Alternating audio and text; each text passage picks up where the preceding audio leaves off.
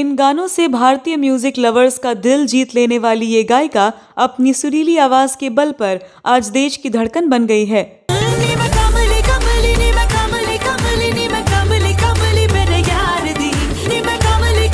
एक तरफ तो उन्होंने बीड़ी जलैले, आजा नचले, छोकरा जवान, दिल्ली वाली गर्लफ्रेंड जैसे तेज तर्रार गाने गाए,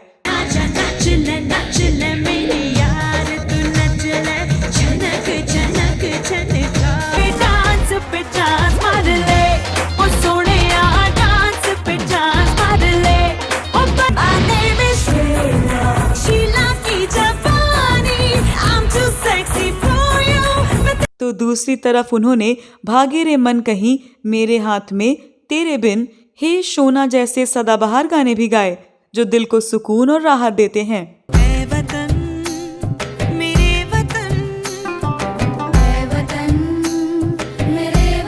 इनकी गायकी तभी शुरू हो गई थी जब वो सिर्फ 4 साल की थी और अपनी टीनेज तक आते आते वो सिंगिंग सेंसेशन बन गई।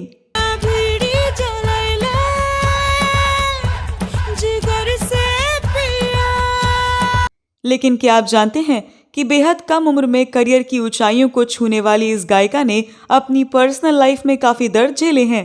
आपको ये जानकर आश्चर्य होगा कि उन्होंने टीनेज में ही शादी कर ली थी, लेकिन अलग धर्म होने की वजह से एक ही साल में उनको तलाक लेना पड़ा।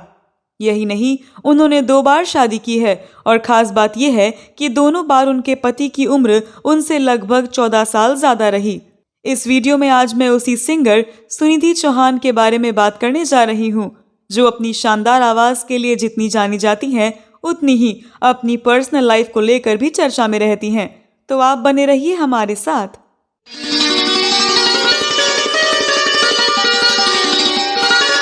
नमस्कार दोस्तों, मैं आपकी दोस्त और होस्ट स्तुति और आप देख रहे हैं फिल्मों, गीतों और फिल्मी हस्तियों के बारे में जानी अनजानी जानकारियां देने वाला चैनल क्लासिक एरा।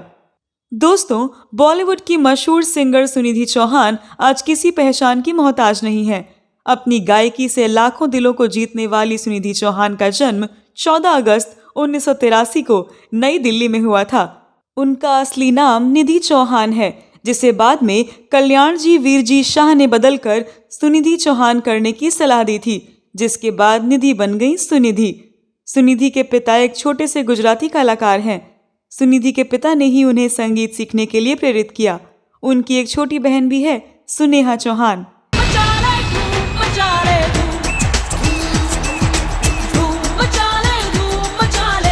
गायकी के क्षेत्र में अपना लोहा मनवा चुकी सुनिधि ने महज 4 साल की उम्र में सिंगिंग पर आधारित एक स्थानीय कार्यक्रम में हिस्सा लिया।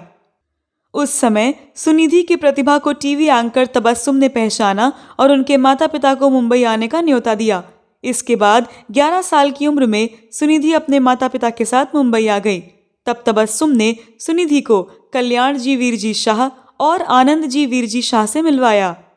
सुनिधि कल्याण जी की एकेडमी में काम करने लगी और कुछ वर्षों में वो अपने लिटिल वंडर्स मंडली में एक प्रमुख गायिका बन गईं। 1996 में दूरदर्शन के रियलिटी शो मेरी आवाज सुनो में सुनिधि ने भाग लिया। सुनिधि ने ये प्रतियोगिता जीती और लता मंगेशकर से ट्रॉफी ली। सुनिधि की आवाज को म्यूजिक डायरेक्टर आदेश श्रीवास्तव ने सुना और साल 1996 में आई फिल्म शस्त्र में लड़की दीवानी देखो गाना गाने का मौका दिया।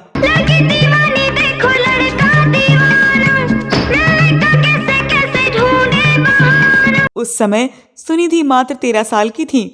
इस गाने को आदेश श्रीवास्तव ने ही कंपोज किया था। इस तरह से सुनिधि ने बॉलीवुड में एंट्री मार ली। इसके बाद सुनिधि को बॉलीवुड की कई फिल्मों में गाना गाने का मौका मिला, लेकिन उन्हें असली सफलता 1999 में आई फिल्म मस्त के गाने रुकी रुकी सी जिंदगी और मैं मस्त से मिली। ये दोनों गाने उस समय जबरदस्त हिट हुए थे और सुनिधि बॉलीवुड के मशहूर सिंगर्स की लिस्ट में शामिल हो गईं।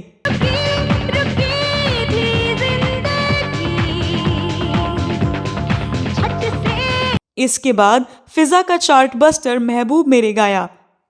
2000 के दशक में वो चमेली, धूम, ओमकारा, बंटी और बबली, रेस, लव आजकल जैसी फिल्मों में लगातार हिट के साथ सबसे लोकप्रिय पार्श्व गायकों में से एक के रूप में उभरी।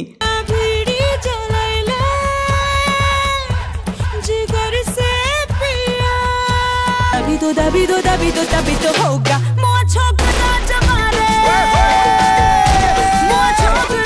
सुनिधि ने अपने करियर में एक से बढ़कर एक शानदार गाने गाए।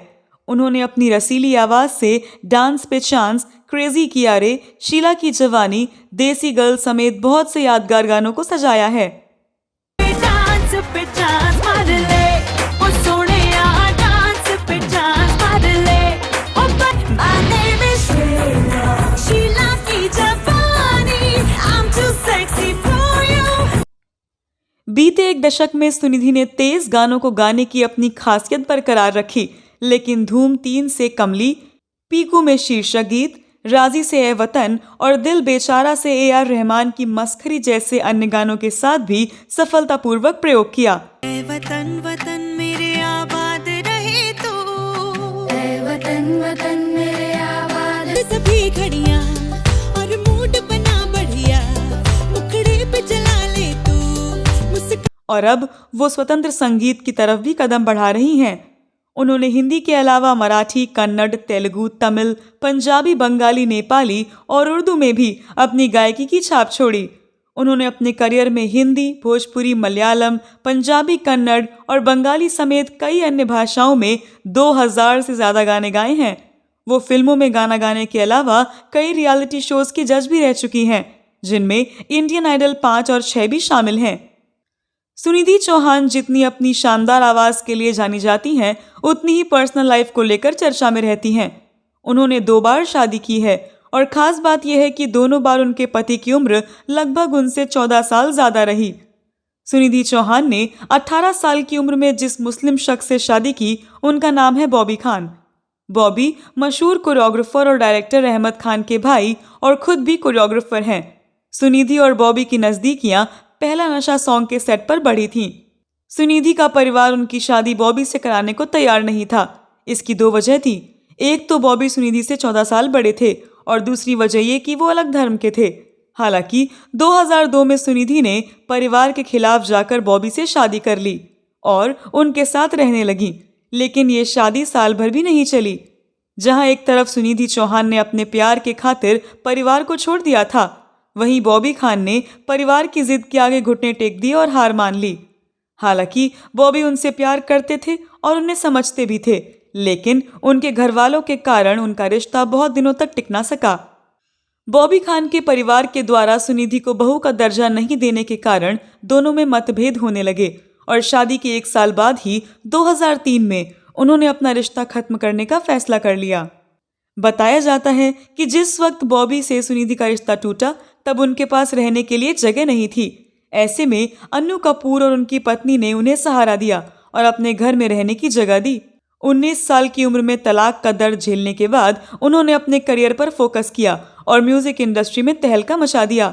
बॉबी से तलाक के लगभग 9 साल तक सुनिधि ने करियर पर फोकस किया और फिर उन्हें एक बार और प्यार हुआ। उन्होंने 2012 में अपने पुराने दोस्त और संगीतकार हितेश सोनिक से शादी कर ली। हितेश भी सुनिधि से 14 साल बड़े हैं और दोनों एक दूसरे को करीब 15 सालों से जानते थे।